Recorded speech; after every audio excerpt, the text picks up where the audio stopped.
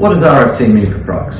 Right first time means we perform our activities without rework or unrevealed defects and will enable Crux project to be commissioned and started up with no blocks, no leaks and no trips.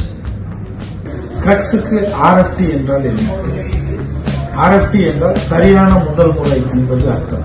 நாங்கள் எந்த வேலை செய்தாலும் எங்கள் செயல்பாடுகளை மறுமுறை அல்லது வெளிப்படுத்தாத குறைபாடுகள் இல்லாமல் செய்வது. இது கிரக்ஸ் திட்டத்தை எந்த ஒரு தடையின்றியும் கசிவின்றியும் தடுமாற்றம் இன்றியும் செயல்பட வழிவகுக்கும். क्रुक्स के लिए RFT का क्या मतलब है?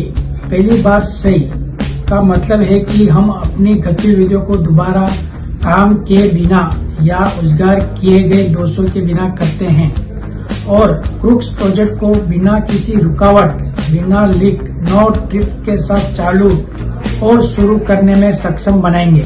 ক্রাক্স প্রজেক্টের জন্য RFT মানে কি?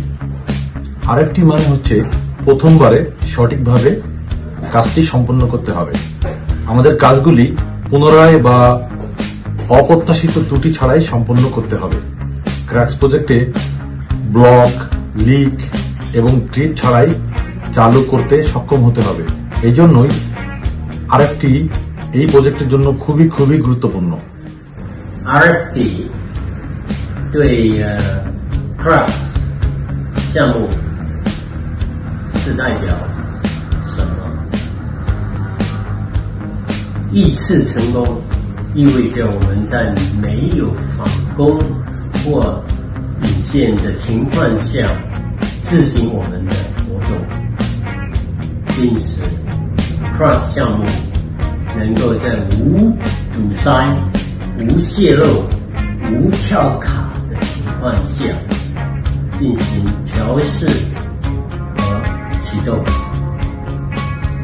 Apakah maksud RFT untuk Crux? Kali pertama yang tepat. Bermakna kami melakukan aktiviti kami tanpa kerucut semula atau kecacatan yang tidak didedahkan dan akan membolehkan projek Crux ditugaskan dan dimulakan dengan tiada sekatan, tiada kebocoran, tiada masalah elektrik. Time, right first time, braking, hold zero, happen. Right first time, braking, hold zero, happen.